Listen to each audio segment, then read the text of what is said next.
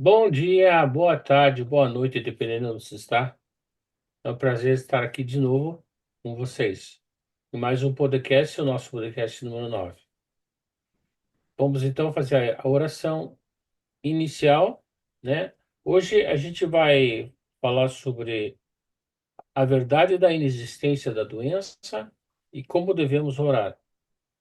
Dos livros Saúde e Prosperidade, do mestre Masaharu Taniguchi, e Meu Lar é um Paraíso, do mestre Seiichi Taniguchi. Ok? Então vamos para a oração inicial. Canto evocativo de Deus. Ó Deus Pai, que dás vida a todos os seres viventes, abençoe-me com o vosso Espírito. Eu vivo não pela minha própria força, mas pela vida de Deus Pai que permeia os céus e a terra. As minhas obras, não sou eu quem as realiza, mas a força de Deus Pai que permeia os céus e a terra. Ó Deus, que vos manifestaste através da Seixonoye, para indicar o caminho dos céus e da terra, protegei-me. O Espírito Santo de Deus desce sobre nós e orienta essa reunião conforme a sua vontade. Deus, muito obrigado, muito obrigado. Ok? Bom, evidentemente que estou muito contente de voltar aos nossos podcasts, né? Hoje será o nosso novo, o número 9, né? Pedimos sempre que deem seu like e se inscrevam no nosso canal. Nossas lives estão, né, no canal do YouTube Seixonoe Houston. Bem fácil, né? Seixonoe Houston. É só entrar lá no YouTube e colocar isso. Você acha as nossas mais de 70 lives. Então, como eu falei, o tema de hoje é a verdade da existência da doença e como devemos orar, certo? Hoje a gente tem um convidado especial, o doutor Erlon Luiz Cardoso, de Brasília. E eu peço ao Erlon que eu gostaria que se apresentasse, dissesse como começou na Seixonoe e desse um pequeno relato. Muito obrigado, Erlon. Bom dia, boa tarde, boa noite, muito obrigado. Bom, eu me chamo Erlon, moro aqui em Brasília. Conheci Seitianoye muito pequeno, com 7 anos de idade. Fui introduzido na Seitianoye através do meu pai, Emerson Cardoso, que inclusive já foi também preletor da Seitianoye. E, enfim, boa parte da minha vida foi dentro da Seitianoye. Eu creio que eu devo muito a Seitianoye justamente porque é minha grande base espiritual, né? A grande base da espiritualidade que eu construí nessa minha existência foi e está sendo, né, dentro da Seitianoye. Então é um grande alicerce de fé, de otimismo, de alegria, de proteção, de prosperidade, de saúde, né? A Seitoneia, para mim, é essa fonte inesgotável de tantas dádivas, né? Tantas coisas lindas, maravilhosas, bonitas, né? Que tem acontecido com a minha vida. Eu creio que é, quando eu era mais jovem, né? Eu tive muitos problemas relacionados à prosperidade na minha época de recém-formado, né? Na faculdade. E para mim, nesse período, a Seitonoye foi assim um instrumento assim de apoio muito forte, né, de otimismo, né? Porque na verdade, aqui no Brasil, muitos jovens passam por essa situação de indefinição profissional, né? Quando se formam, a gente sai da faculdade sem saber o que fazer. E, infelizmente, né, eu também passei por várias situações de muita privação. Eu vim, na verdade, depois de formado, né, tentar a sorte aqui em Brasília e foi muito difícil, foi muito difícil. Passei por inúmeras assim situações de privação econômica, privação financeira, e a Seitianoye, de alguma forma, sempre esteve ao meu lado, né, sempre fazendo com que, de alguma forma, eu não desistisse dos meus sonhos, não desistisse dos meus projetos, né? Por mais difíceis que foram aquelas situações todas, né? De estar com a grana contada, sabe? De não ter dinheiro mal para ir para o mercado, para comprar comida, enfim. E quando eu decidi estudar para concurso público, aqui em Brasília tem bastante concurso, né? Concurso público é algo muito disputado, né? Então, para mim também foi uma fase muito delicada, porque eu não estava conseguindo a aprovação, e muitas vezes eu duvidava de mim mesmo, da minha capacidade, né? Duvidava de que um dia eu seria aprovado. E, enfim, sempre a Seitonoye funcionou como aquele elemento assim fundamental para não desistir, sabe? Se eu não desistia, porque um dia eu estive e ainda estou dentro da Seitonoye, porque a Seitonoye sempre foi assim a voz de Deus na minha vida, né? Ou seja, o ensinamento, né, que sempre dizia, vá em frente, não desista, você é filho de Deus, você consegue, você tem capacidade infinita, você vai conseguir, né? Então, graças a Seitonoye, eu não desisti de mim mesmo, não desisti dos meus sonhos, não desisti dos meus projetos, não desisti de me tornar uma pessoa próspera, por mais difíceis que tenham sido as situações passadas, né? E sempre trabalhando voluntariamente dentro da Seitonoye como preletor, como presidente dos jovens, como coordenador de caravanas, e isso fez muita diferença para mim, sabe? Porque na medida em que eu ia ajudando as pessoas, eu sentia também que de alguma forma eu era muito ajudado pela vida, né?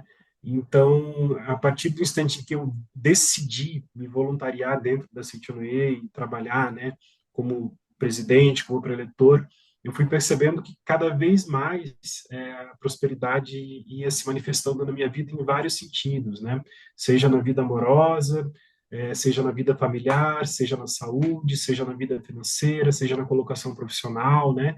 Em 2012, por exemplo, nós montamos uma grande caravana aqui em Brasília, que foi a Caravana dos 300, né? Nós levamos 310 jovens para a Academia de Biúna em São Paulo, foram 6 ônibus com 50 pessoas e 10 pessoas foram de avião. E eu era o coordenador de caravanas. Na época, o presidente regional dos jovens era o preletor João Ricardo Viana Costa. E, juntamente com todos os jovens da diretoria da época, a gente conseguiu esse grande feito, né? E eu lembro que nós voltamos da caravana em julho de 2012 e o meu concurso público, no qual eu fui aprovado, né, do Ministério da Ciência, Tecnologia e Inovação, aconteceu um mês depois dessa caravana, né, em agosto de 2012. E eu lembro que eu fui um pouco preocupado com a prova, porque eu não tinha estudado tanto assim quanto eu achava que deveria ter estudado, né?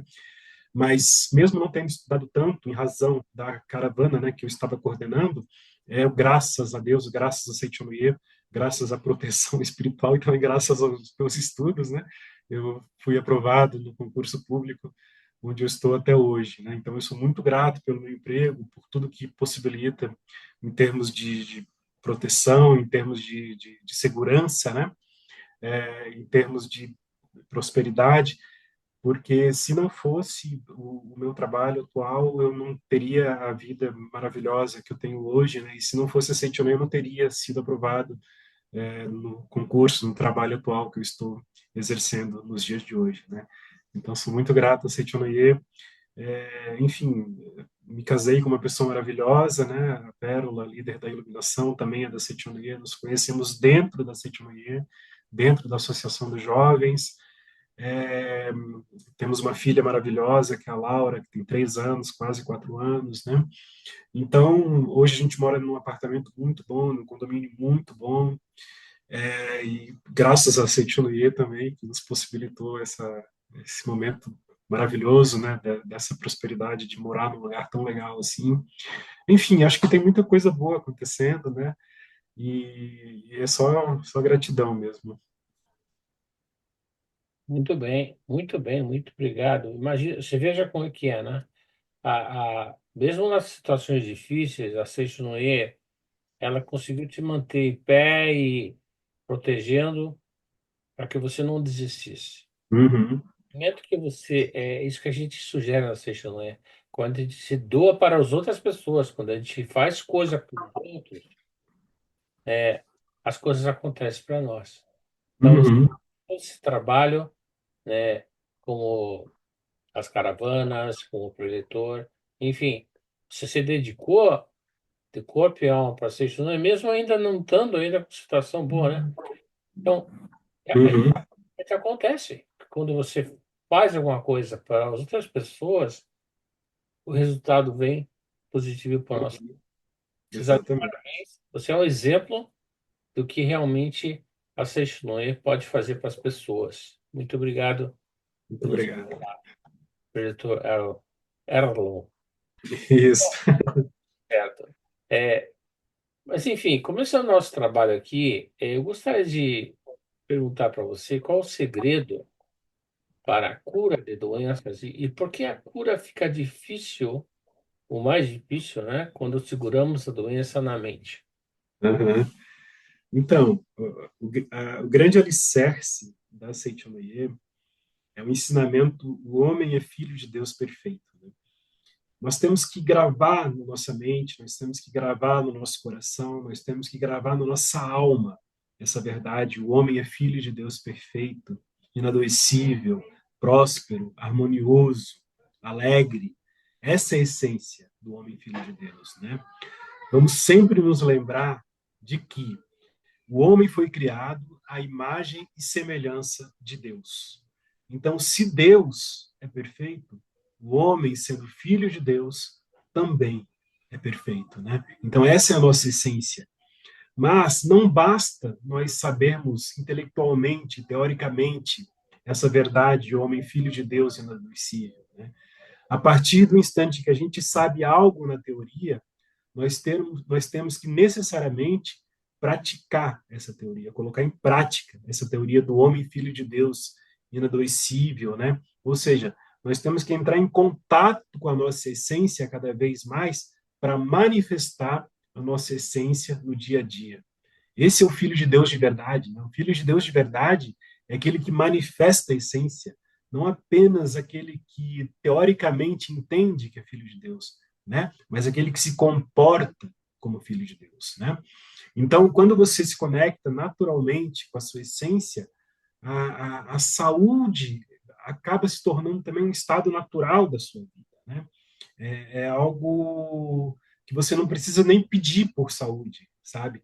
É algo que você simplesmente agradece a sua essência divina, agradece a sua imagem verdadeira, e quanto mais você agradece a sua essência divina, quanto mais você agradece a sua imagem verdadeira, mais naturalmente a saúde vai se manifestando, né? Agora, em relação ao segundo ponto, né, que você mencionou, é essa questão do apego, né? Ou seja, quando a pessoa está muito apegada à cura, né? Ou seja, de alguma forma ela está tão apegada, ela está tão fixamente, né? Conectada com essa ideia de que eu tenho que me curar, né? Eu tenho que manifestar a saúde, que muitas vezes o apego gera um efeito contrário, né? Se a gente analisar a palavra apego, dentro da palavra apego existe a palavra ego, né? E o ego é o estado mais é o estado espiritual mais primitivo do ser humano, é o ego. É o ego, sabe? É o estado mais primário, mais primitivo de todos. Nesse caminho espiritual é o ego, né? E o ego necessariamente ele gera sofrimento. O ego leva ao sofrimento. Não há como o ego não levar a uma situação de sofrimento, né? Então, a partir do instante que a pessoa se apega, mesmo a algo ruim, o apego é ruim. Mesmo o apego a algo bom, na verdade, né, é algo ruim. Né? O apego a algo bom é ruim. O apego a algo ruim é ruim também. Né? O apego, de qualquer forma, é ruim, porque apego é ego. Né? Então, nós temos que nos desapegar. O que é desapegar? Na verdade, o desapego é você não criar expectativas em demasia, né? Ou seja, você tem uma esperança boa em relação ao futuro, mas você não se apega, você simplesmente entrega a sua vida a Deus. Entregar a sua vida a Deus é também entregar a sua saúde a Deus, né? Então, de alguma forma, quando a gente está falando de apego e desapego, eu entendo, assim, que muitos têm apego também por causa do medo, né? Tem o medo de doença, tem o medo da morte, né? Então, quando a gente está muito apegado, podem surgir, né, esses medos, tanto o medo da doença, quanto o medo da morte, né, professor? Sim, é verdade. É verdade. Muito bem. Então vamos seguir aí o tema?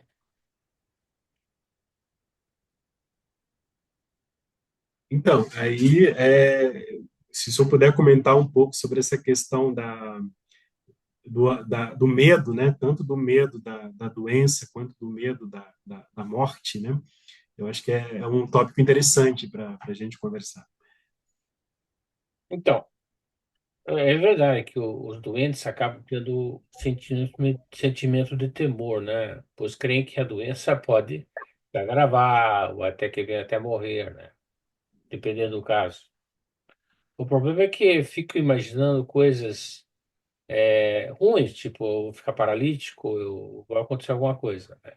Mas exatamente por causa desses pensamentos, né, que a situação se agrava e pode até morrer, na verdade, né? Por mais que acabemos com o temor da pessoa, né, com orientações, por mais que orientemos corretamente, não podemos saber até onde vai a vida terrena dessa pessoa. Não cabe a nós saber isso, né? Que vida terrena do ser humano e a doença são experiências que, em essência, pertencem às esferas distintas, né? A vida é como uma expressão da existência e a doença é como uma condição temporária, que afeta o corpo, e a mente, né? A dissociação entre ambas, né, pode ser explicada de uma forma filosófica, espiritual, e a vida humana ela abrange uma série de experiências emocionais, espirituais, intelectuais e até físicas, que vão muito além da saúde ou da doença, né? A doença é apenas uma parte passageira dessa jornada, não uma definição da vida como um todo, né? Porque a doença, por mais debilitante que seja, não anula os outros aspectos que compõem a vida, né? Como a capacidade de amar, de criar, de aprender, de se conectar com outras pessoas, né? Então, a vida de uma pessoa é, na verdade, imprevisível. Quer dizer, não é nós que vamos dizer o que vai acontecer com a pessoa. A gente pode orientar para que ela elimine o temor que ela tenha. Mas, Erlsan, por que aprendemos que quem se lamenta adoece e quem agradece sara?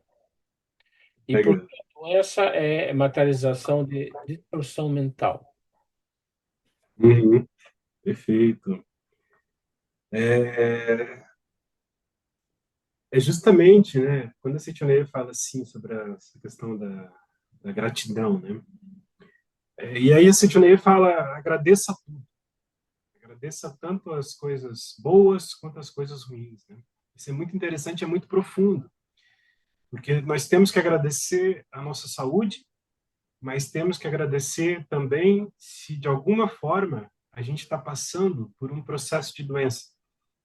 Mas a gente não agradece a doença em si. Na verdade, a gente agradece o que a doença nos ensina. Qual a lição que a doença nos ensina? E aí, se o ser humano está muito apegado à dor, né, que aquela doença está causando, quanto mais ele se apega à dor, pior a dor fica. Quanto mais ele se apega ao sofrimento, pior o sofrimento fica.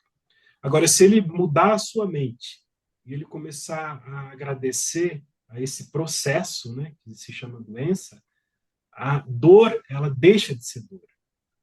Quanto mais ele agradecer a esse processo chamado doença, e é ao processo, não a doença em si, mas aquilo que tudo ocorre, né, em razão, tudo que pode acontecer em termos de, por exemplo, de crescimento, né, de lições que aquela doença está propiciando.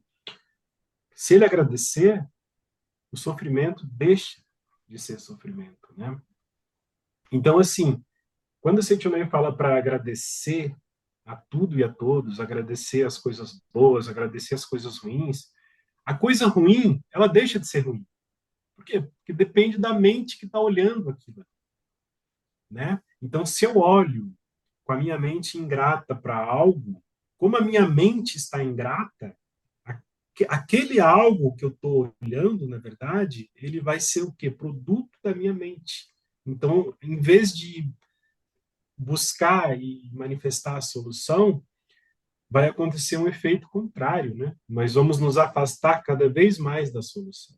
Então, quanto mais ingrata a mente, mais a gente se afasta da imagem verdadeira, mais a gente se afasta de um caminho de prosperidade, de felicidade, de saúde, né? Dentro da revelação divina da grande harmonia, tem um trecho que eu gosto muito, que talvez seja assim, um grande resumo, né, do que seja Seitonoye, que é assim, somente dentro desse sentimento de gratidão é que poderás ver-me e receber a minha salvação. Então perceba que é uma condição, né? Somente. Ou seja, Deus só se manifesta na sua vida somente. Ou seja, somente se você agradecer é que Deus vai se manifestar na sua vida, né? Somente dentro desse sentimento de gratidão que poderás ver-me e receber a minha salvação. Então, quantas pessoas querem receber a salvação de Deus, mas são pessoas incapazes de manifestar o sentimento de gratidão no seu dia a dia? Então, é uma grande contradição, é algo contraditório. Se você quer manifestar Deus na sua vida, o primeiro passo, agradeça. Agradeça a tudo e a todos. Agradeça ao seu estágio atual da sua vida. Agradeça tanto as coisas boas quanto aquelas coisas que não são tão boas assim. Aceite não é radical quando fala, agradeça tudo. Porque dentro de todas as questões também tem algo de bom. Nada é 100% ruim, sempre tem algo a ser agradecido, sempre tem algo a ser agradecido, né? E aí, quando a gente fala assim dessa questão, né, que é tão comentada dentro da Seitonoye, que é a doença de distorção da mente, a gente está falando que, na verdade, essa distorção mental é a distorção dos nossos sentimentos, né? Evidentemente que, por exemplo, uma mente, né, que só vê coisa ruim, ela vai de alguma forma manifestar sentimentos ruins, né, dentro do seu coração, né? E esses sentimentos ruins vão se materializar no seu corpo, né? Então, por exemplo, uma mente muito insatisfeita, né, e a insatisfação é o contrário da gratidão, né? Uma mente insatisfeita, ela necessariamente ela vai gerar algum tipo de desconforto no corpo, porque as emoções acabam se materializando, né? Toda emoção, seja positiva ou negativa, se materializa no seu corpo, né? Então, sentimentos como, por exemplo, tristeza, solidão, sentimentos relacionados à raiva, né? Enfim, desarmonia, tudo isso vai adoecendo o nosso corpo. Mas, na verdade, é um adoecimento das nossas emoções, né? Então, se as nossas emoções estão adoecidas, infelizmente, vai existir uma tendência muito grande também de o nosso corpo físico, nosso corpo carnal ficar adoecido também. Então, para quem deseja manifestar saúde, o primeiro lugar é cuidar dos sentimentos, né? Ou seja, a gente tem que alimentar os nossos sentimentos, na verdade, com boas palavras, com bons sentimentos, né? Através da gratidão, através da oração, através de palavras de louvor, através de palavras de amor, através de palavras de fé. Então, tudo isso vai transformando os nossos sentimentos e a transformação dos nossos sentimentos transforma o nosso corpo carnal, transforma o nosso corpo físico, né? E hoje em dia a gente está vivendo uma onda muito grande de estresse também, né? E a ciência tem comentado cada vez mais sobre o estresse, o quanto que o estresse, né, que é essa carga negativa, né, de tudo, na verdade, né, de sentimentos, de preocupações, o quanto isso tem afetado a saúde da humanidade, né? E aí, nesse sentido, preletor, seria interessante o senhor comentar um pouco sobre essa questão do estado mental, né? Como é que a mente pode tornar o corpo saudável, como é que a mente pode tornar o corpo doente, né? Como é que funciona isso, assim, mais ou menos? Muito bem. Na verdade, o mestre começa dizendo assim: convido-os a ter saúde. Mas para ter saúde, é necessário ter um coração brando, né, que ele comenta, né? Porque sendo o corpo carnal sombra da mente, que a gente sempre ensina, né? O corpo carnal é sombra da nossa mente, né? Quando a nossa mente se mantém dura e inflexível, né? Endurece os vasos sanguíneos e os músculos, né? A pele perde a elasticidade, né? Principalmente nos casos de hipertensão arterial e derrame cerebral. E isso que você falou do estresse mental, né? O estresse, a preocupação constante, né? Libera hormônios do estresse, como o cortisol, né? Quando isso ocorre de forma crônica, ou seja, constantemente ele está tendo esse estresse mental, pode enfraquecer o sistema imunológico, né? Uhum. Dificultando a recuperação, né? Outro fato é o fato negativo, porque, por exemplo, ficar excessivamente focado na doença, você comentou, pode criar um estado de alerta e ansiedades contínuas, que consomem energia mental e física, que essa energia ela poderia ser usada para cura, né? E está sendo usada ao contrário, né? Quando se elimina esse sentimento de temor, é retirado o obstáculo que impedia a força restauradora. Então, a gente, terminando esse sentimento de temor, você tira o obstáculo que impedia a força restauradora a se manifestar. E daí, a cura acontece naturalmente. É verdade? Uhum. Perfeito. Muito bem. Eu queria saber, por exemplo, o que significa dizer tornar o subconsciente como as patas de uma corça. Isso é interessante, né? Interessante. A gente está falando muito de mente, né? Mente consciente, mente subconsciente. E aí o professor Masaharu Taniguchi, no livro Saúde e Prosperidade, utiliza o exemplo desse mamífero chamado corça, né? Para quem não sabe, a corça é um mamífero muito parecido com o veado, né? Com o cervo, né? O cervo, melhor dizendo. E, na verdade, houve uma observação, né? Em relação à corça, né? Porque as corças elas têm uma habilidade muito grande de percorrer longos caminhos, inclusive montanhas bastante íngremes, né? E houve uma observação, um escritor ele estava na floresta e percebeu que as patas traseiras da corça pisavam exatamente no mesmo ponto que as patas dianteiras, né? E isso fazia com que elas não errassem o caminho.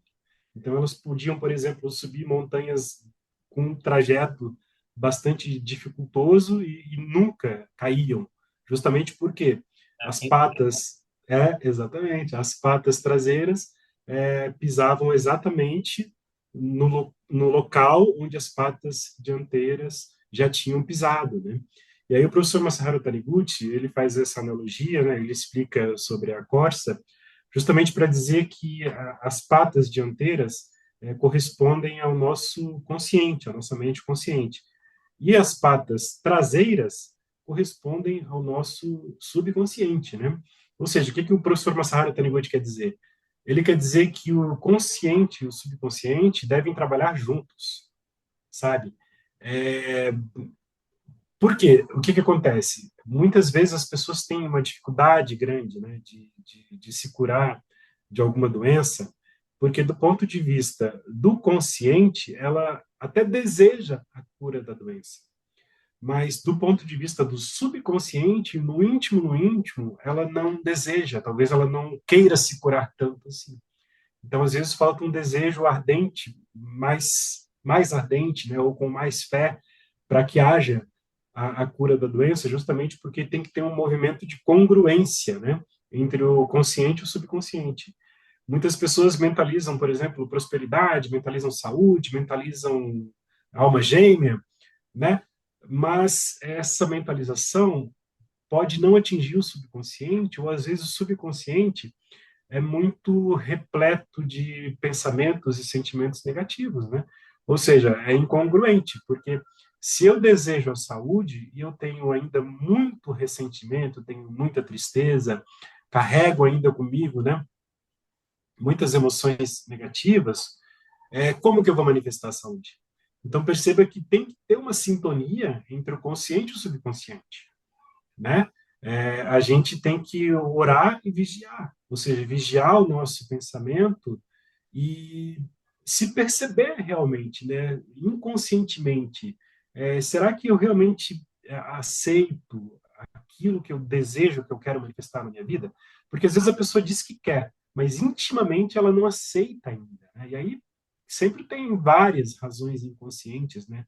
Um exemplo mais clássico que a gente lê dentro dos livros da Seitonoye é quando a pessoa quer o carinho, o amor, a atenção e o afeto da família, né? Então, quando alguém fica doente, a família inteira se volta para aquela pessoa, ou uma determinada pessoa se volta para aquela pessoa que está doente, né? Então, por mais que, do ponto de vista consciente, ela diga que quer a saúde, inconscientemente, lá no subconsciente, ela não deseja tanto a saúde, por quê? Porque se ela se curar, a família talvez não vai dar mais tanto carinho e afeto para ela, né? Então a gente tem que ter um comportamento assim muito maduro de autoconhecimento, né, para entender quais são as travas do nosso subconsciente, né? Onde, em qual lugar do nosso subconsciente existe algum tipo de trava que faz com que a gente não manifeste aquilo que a gente deseja manifestar, já que a gente fala da boca para fora que quer alguma coisa, eu quero muito isso, né? Ou seja, conscientemente eu quero muito isso.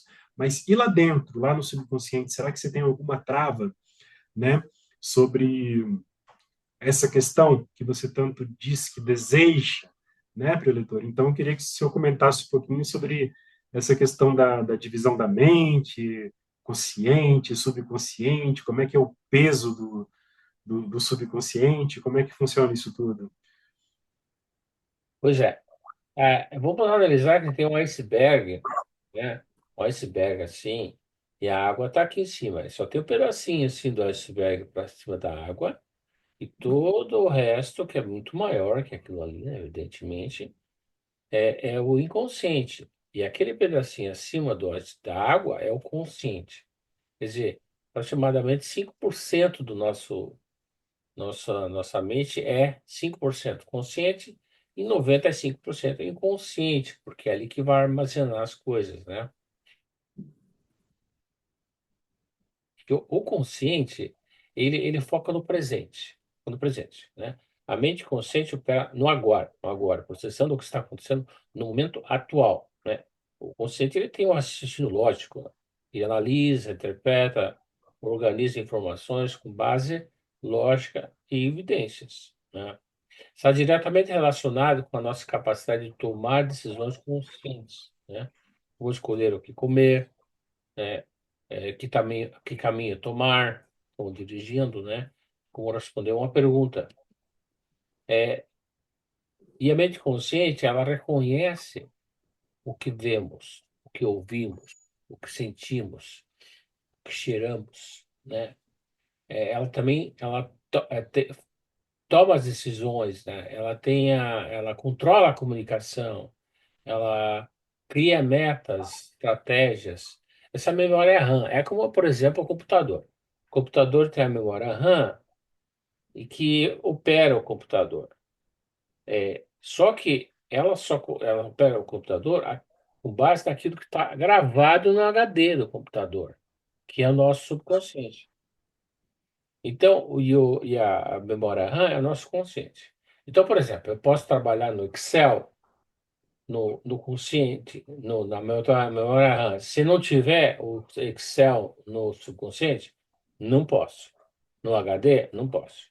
Então, quer dizer, eu só posso trabalhar na memória RAM do computador, aqui no teclado, com aquilo que está gravado no HD. É a mesma coisa o consciente. O consciente, ela não consegue trabalhar com nada sem, sem ter o inconsciente, com tudo que ele gravou, né? Então, por isso o consciente e o consciente precisa ter uma interação. O consciente precisa ter uma interação com a mente subconsciente, que contém, então, as informações armazenadas, como as memórias, hábitos, crenças, né? O inconsciente já aprendemos que ele não está só na mente, né? Ele tem várias camadas, inclusive guardando vidas passadas. E tudo que pensamos, falamos, fica gravado lá. Por isso que o professor falou, tem que tomar cuidado com o que falamos, com o que pensamos, porque tudo está indo para o computador. Ou seja, tudo indo para o nosso inconsciente, né? Fica gravado, né? Agora, o nosso inconsciente, ele controla as nossas processos automáticos, como a respiração, os batimentos cardíacos, né? A digestão, né? E ele armazena todas as informações. Então, ele tem influência nos comportamentos, né? Então, afeta decisões, porque se você tem medos, teve medo, você gravou lá, né? Se tem desejo de preferência, está tudo lá gravado, os seus desejos, as preferências, e que, sem que a gente perceba conscientemente, mas a gente está lá gravado, né?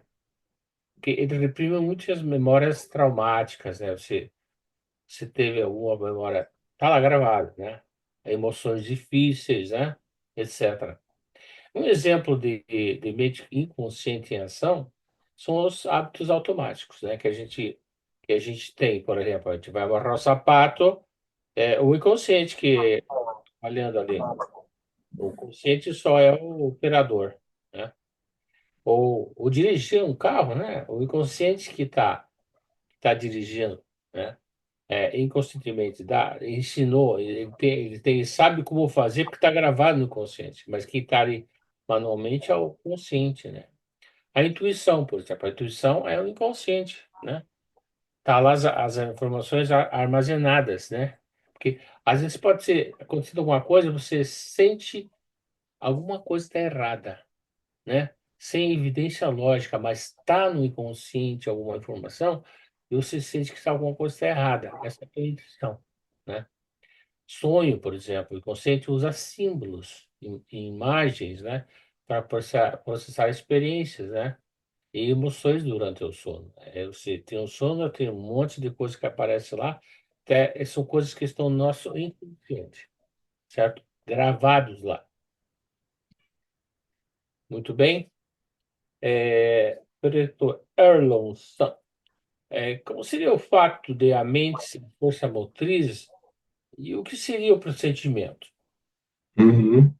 Então, quando o professor fala de força motriz, a gente está falando justamente dessa força que move, né? Dessa força que movimenta. E, necessariamente, para que haja movimento, tem que ter intenção, tem que ter uma intencionalidade, né? Então, a gente deve colocar boas intenções em tudo que a gente for fazer, sabe? E quando a gente fala assim da questão da cura da doença, da questão da manifestação, né, da saúde, é uma intenção válida também, né? Evidentemente que, como a gente comentou, né, no comecinho da nossa conversa, sem apego, né? Não é que não pode desejar, não é que não pode intencionar, pode, deve intencionar, deve desejar, mas sem apego, porque apego é ego e ego gera sofrimento, né?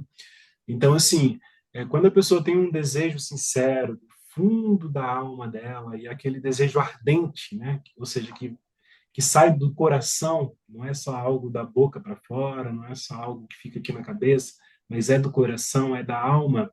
Esse desejo ardente é justamente essa força motriz que move a vida, né? Então, essa intencionalidade é que muitas vezes vai fazer com que milagres, entre aspas, aconteçam, como, por exemplo, cura de doenças consideradas incuráveis, né? Ou seja, é quando a pessoa, de alguma forma, decide que ela vai se curar, sabe? Quando ela decide que ela vai manifestar a saúde, quando ela decide que ela vai mudar de vida, né? Ou seja, é uma decisão muito forte essa força motriz. Força motriz não é algo assim que é só algo que é da boca para fora, né? Mas força motriz é quando você coloca o seu coração, quando você coloca a sua alma naquilo que você decide que você vai fazer, né? Então, essas questões relacionadas à saúde tem muito disso, tem muito dessa força motriz, tem muito do quanto a pessoa realmente quer viver, né? A gente sabe, por exemplo, de pessoas que, por exemplo, não todos, mas em alguns casos, pessoas que não conseguem combater o câncer porque no íntimo desejam morrer, né? Eu sei que é forte falar isso, mas é algo muito inconsciente, né? São pessoas que se desconectaram da vida, né? Então perderam o desejo de viver, né? Então, quando a pessoa manifesta realmente do fundo do coração o desejo pela vida, né? O mestre Masaharu Taniguchi fala que as células se renovam, a mente é capaz de moldar as células. Então, as nossas células estão morrendo e sendo produzidas novas células o tempo todo. E se a gente mudar a nossa mente, aquelas células doentias vão ser substituídas por células sadias, por células novas, né? É, a partir do instante que a gente promove um novo estado mental, né? Então, uma pessoa que está com câncer, quando ela realmente decide viver, sabe, ela coloca na sua alma, assim, essa decisão, eu vou viver, ela consegue se curar, né? Então, essa questão da cura da doença vai muito do quanto a pessoa quer se curar, sabe? Será que a pessoa realmente quer se curar? Eu tenho um probleminha, às vezes, de rinite. Esses dias eu pensei, cara, não, eu não quero mais isso na minha vida. Aí eu pensei assim, não, chega, eu vou arranjar um jeito de me curar, entendeu? Então, assim, porque até então eu dizia que eu queria, mas é algo que me ocorre de vez em quando, né? Não é algo todos os dias, né? É de vez em quando, mas eu pensei assim, não, já está na hora. Eu realmente já não aguento mais isso, ainda que seja só de vez em quando. Aí eu pensei, não, agora eu vou me curar, entendeu? Então perceba que a decisão, dentro da palavra decisão tem a palavra cisão. E cisão significa separação. Então, decidir significa você se separar de algo do seu passado, né? Você se separa de um comportamento que até então você tinha quando você decide. Ou seja, você está num processo de cisão. Decisão é cisão. Então, chega, a partir de agora vai ser diferente. Eu decido fazer diferente. Né? Isso é força motriz. E é essa força motriz que gera saúde. Essa força motriz que vem de uma decisão profunda da alma de que agora eu vou manifestar aquilo que eu quiser manifestar, seja saúde, prosperidade, alma gêmea, seja lá o que for. Mas precisa de uma decisão. Então, você precisa deixar o eu falso no passado, focar no agora, acreditar na sua potencialidade infinita e ir para frente. Né? Isso é decisão, isso é força motriz, isso é se conectar com a vida, né? E a vida é cheia de plenitude, a vida é cheia de potencialidade, a vida é cheia de possibilidades, né? A gente tem que acreditar nessa vida, e não na vida fenomênica, que é tão limitada, né? A vida fenomênica tem as suas limitações. Temos limitações no corpo físico, às vezes limitações financeiras, né? Limitações materiais, mas essa não é a vida de verdade. A gente tem que ir na vida de verdade. E nessa vida de verdade não existe limitação. Existem possibilidades infinitas. A gente vive num mundo, num universo amparados por um sublime mundo espiritual, né? O mundo da imagem verdadeira, o mundo de Deus. Enfim, e a gente tem que se conectar com essa fonte da vida. É aí que a gente tem que focar a nossa mente, focar o nosso coração, focar a nossa alma. É em Deus, é na vida de Deus, é na sublime vida de Deus. Isso é captar a imagem verdadeira. E aí a gente manifesta, capta a imagem verdadeira e consegue resolver as situações. Agora, em relação àquilo que você falou do pressentimento, né? O pressentimento é algo que tem a ver com a nossa mente subconsciente, né? E, assim, o subconsciente ele está ligado a uma mente chamada mente da supraconsciência. A mente da supraconsciência nada mais é do que a mente de Deus. Então, todo ser humano tem a sua mente subconsciente ligada à sua mente da supraconsciência. E a mente da supraconsciência é Deus, é a mente de Deus. Então, evidentemente, que se você tiver com a sua mente conectada com a mente de Deus, você vai começar a pressentir, você vai começar a sentir antes que algo aconteça. Você vai começar a intuir as coisas. Mas por quê? Porque você está tão conectado com Deus que é Deus, na verdade, te guiando através da tua mente subconsciente, porque a tua mente subconsciente está conectada com a mente supraconsciente de Deus. É isso, pressentimento. bem. E aí, evidentemente que quando a gente fala da mente, né, a gente tem que se lembrar também da mente alegre, né? Porque não dá para dizer, não dá para conversar sobre saúde sem falar de alegria, né? A gente sabe que orar com alegria é um dos fundamentos da Seitonoye, e não orar com lamentação, né? Não orar se colocando na situação de vítima, de coitadinho, mas orar com a mente de filho de Deus alegre, né?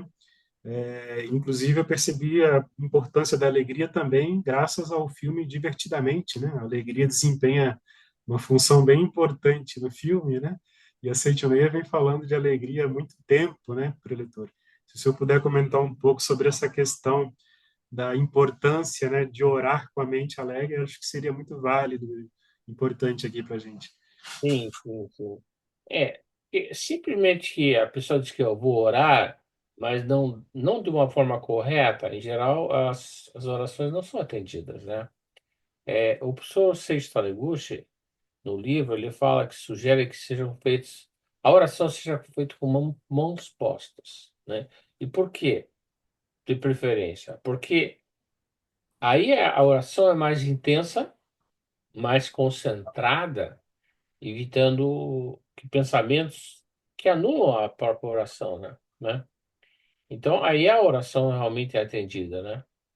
O cara, eu quero ser rico. Mas ele pensa assim, não, acho que não vai dar, não, porque eu não estudei direito, eu acho que eu não vou ser rico, não. Então ele já põe uma coisa contra, né? E aí não consegue ser rico, né? Porque a força do inconsciente é maior em todos os momentos. E aí precisamos estar atentos, né? Então, para evitar esses pensamentos contrários, né? Distrações, dúvidas, negatividade, é importante cultivar o foco e a intencionalidade durante a oração, né? Com o pensamento alegre, como o pretor falou, né? Que a Seixonês diz o seguinte: você seja alegre, as pessoas pensam que, não, quando eu for rico, quando eu for próspero, eu vou ser uma pessoa alegre.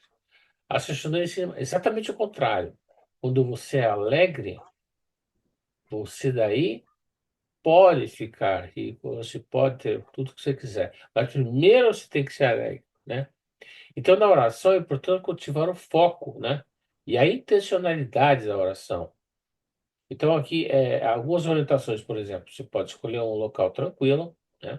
Postura confortável, né? De preferência de mãos postas, né? A respiração consciente, né? É, a intenção clara daquilo que você quer, né? Sempre é, também talvez, por exemplo, sorrindo, né, na hora de fazer a oração, sorrindo para demonstrar que existe uma alegria em volta de você, né? Você tem que ter um motivo para a oração, né? O gratidão, pedido, intercessão, etc, né?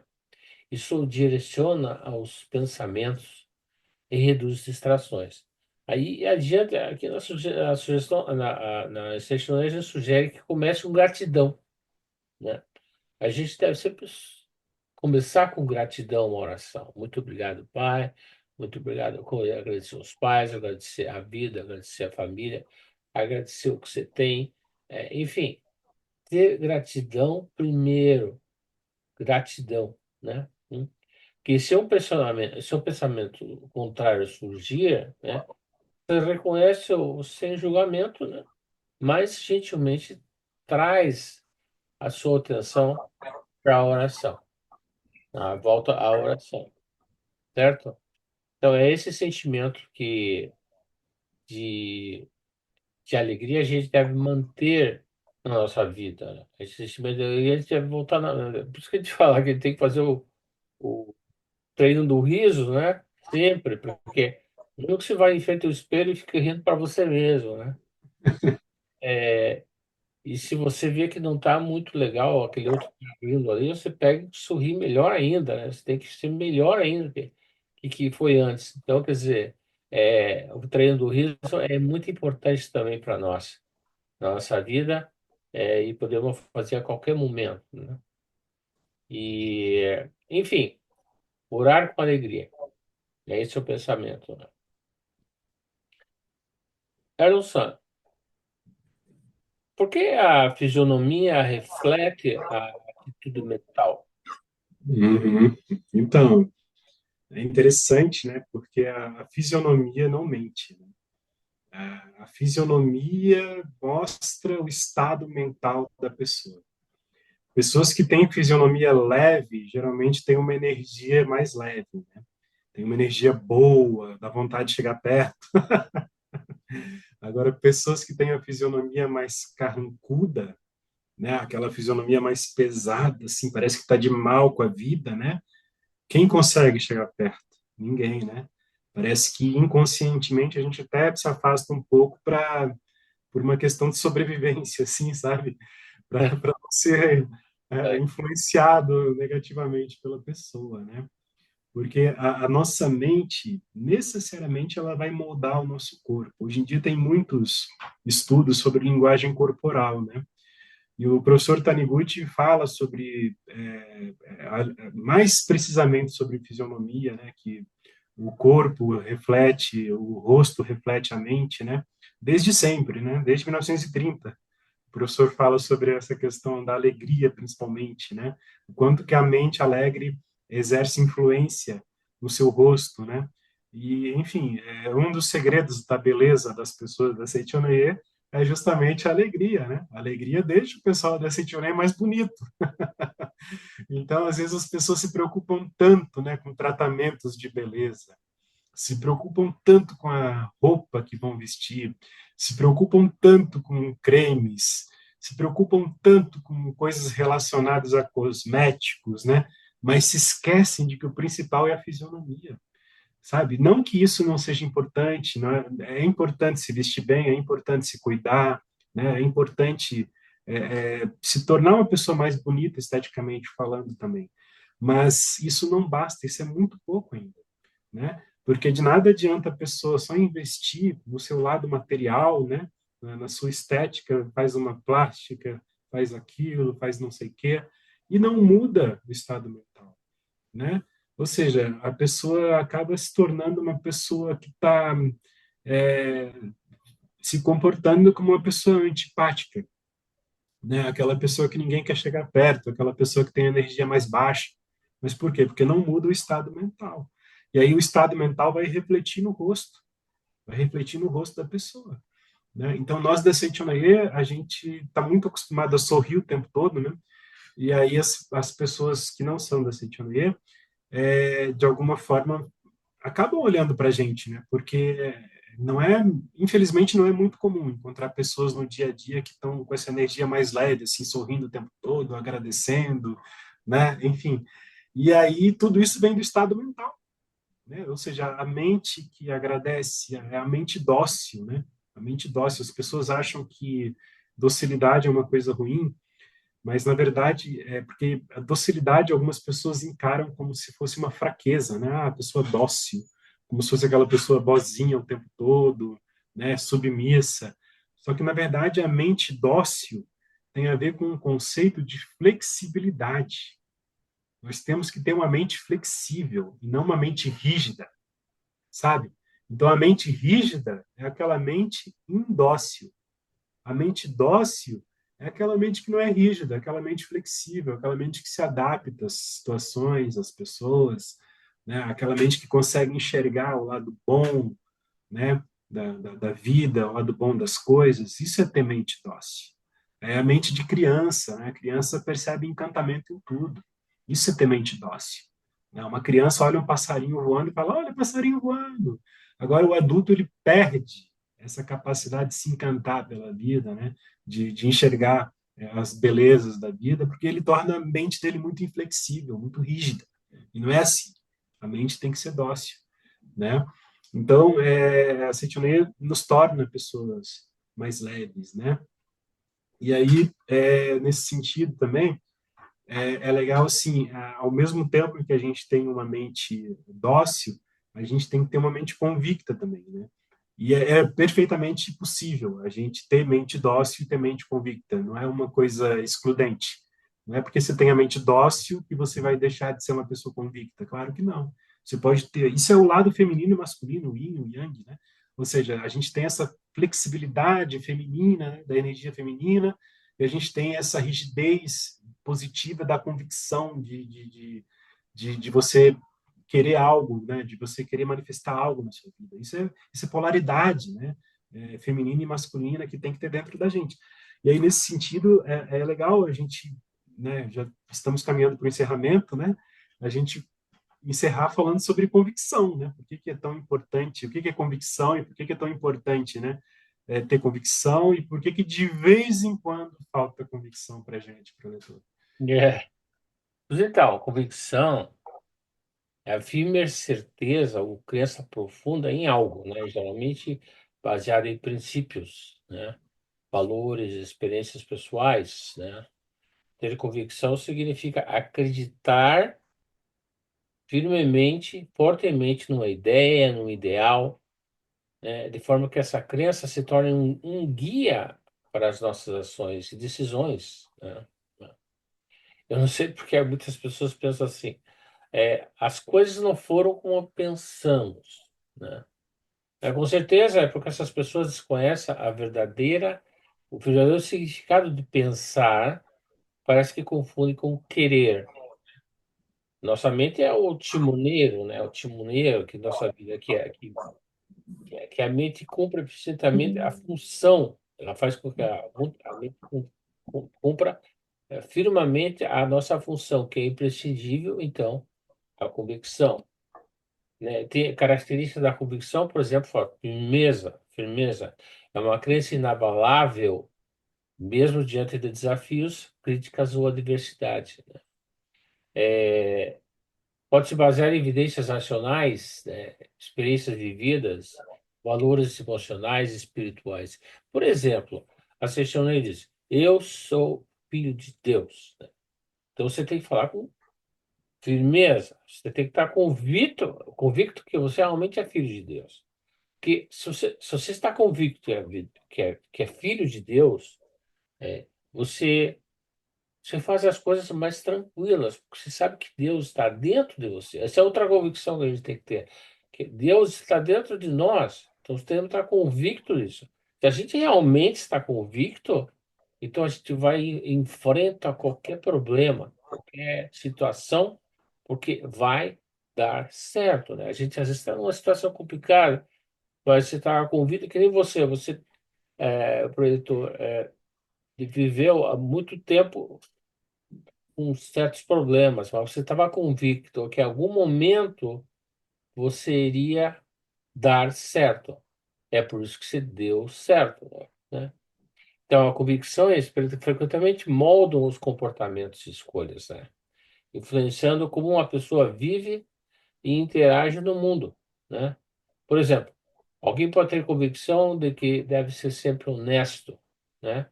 Mesmo quando enfrentar situações negativas, mas ele tem a convicção que ele vai ser honesto, né? Uma pessoa pode ter convicção de uma religião, né? Ou em princípios espirituais, que é o que eu acabo de falar, eu sou filho de Deus, perfeito, né? Alguém pode ter convicção em defender a justiça, né? Igualdade ou proteção do meio ambiente, né? Então, ter convicção de que é capaz de superar desafios e alcançar metas. É isso que a gente aprende na sexta, né? Ter essa convicção que a gente consegue enfrentar os desafios e atingir as nossas metas, porque a gente tem que fazer metas na vida, né? E a gente, quando escreve a meta, que é melhor escrever do que só pensar, Uhum. escreve a meta, você já deve ter essa convicção que você vai fazer, né? E por tempo na meta. Não, até o setembro de 2025 eu vou comprar um carro 2025, tá? Então você coloca essa certeza, essa convicção, esse tempo. Então, se quanto mais informação você der, mais provavelmente vai acontecer as coisas, né? Porque os valores transmitidos também pela família, pela sociedade, ou a religião, né, pode mudar as nossas convicções. Então, esse aqui é basicamente convicção. Convicção é a gente ter certeza de que vamos chegar lá, que a gente vai realizar as coisas, né? Enfim, eu agradeço a presença de todos que estão aqui conosco. Vou estar mais tarde. Espero que tenham, espero que as pessoas que estão assistindo esse podcast, que assistiram mais tarde, tenham aumentado seus conhecimentos e que isso venha ajudar nas suas vidas. Isso é importante aqui, porque a gente faz isso aí para melhorar a vida das pessoas. O objetivo aqui é sempre melhorar a vida das pessoas, né? Quanto mais as outras pessoas crescem, mais também nós evoluímos, né? Então, muito obrigado. Não deixe de deixar seu like se vocês gostaram do conteúdo, né? E se inscreva no nosso canal. Agora, mais uma vez agradeço ao professor Elon por estar conosco, ter apresentado, e peço que ele dê as suas palavras finais. Bom, muito obrigado, professor Oliver, pelo convite, Setionei Houston. Eu acho que é sempre maravilhoso a gente poder conversar um pouco sobre essa verdade, homem e filho de Deus perfeito, né? Relembrar a nossa essência, a gente focar na nossa imagem verdadeira de filhos de Deus, porque a imagem verdadeira ela tem que ser sempre relembrada, né? A gente vive no mundo fenomênico e de vez em quando a gente é muito sugado pelo mundo fenomênico, né? Então esses momentos em que a gente se desconecta do mundo fenomênico e vem falar da imagem verdadeira é muito revigorante, né? A gente realmente sai muito feliz, né? Com a energia bastante elevada, graças a essa conexão que a gente pôde, de alguma forma, desenvolver aqui nesse podcast. Muito obrigado. Muito obrigado, leitor. Vamos fazer então a oração final. Oração pela paz mundial. A nova versão pelo professor Masanobu Taniguchi. O infinito amor de Deus flui para o meu interior. Em mim resplandece como uma brilhante luz espiritual de amor. A luz espiritual de amor cresce e cresce em intensidade, cobrindo o coração de todo o povo da Ucrânia, de todo o povo da Rússia, de todo o Oriente Médio e de todos os povos do mundo, somente com pensamentos de amor, paz, ordem e da verdade centrada na vontade de Deus. O infinito amor de Deus flui para o meu interior, em mim resplandece com uma brilhante luz espiritual de amor. A luz espiritual de amor cresce e cresce em intensidade, cobrindo o mundo completamente e o interior de todos os animais, plantas e fungos, somente com pensamentos de amor, paz, ordem e da verdade centrada na vontade de Deus. E como sempre encerramos com o Pai Nosso que estais no céu, santificado seja o vosso nome. Venha a nós o vosso reino, seja feita a vossa vontade, assim na terra como nos céus. O pão nosso de cada dia nos dai hoje, perdoai as nossas ofensas, assim como nós perdoamos aqueles que nos têm ofendido, e cai em tentação, mas livrai-nos do mal. Amém. Muito obrigado a todos, muito obrigado pela presença e até a próxima. Muito obrigado. Muito obrigado.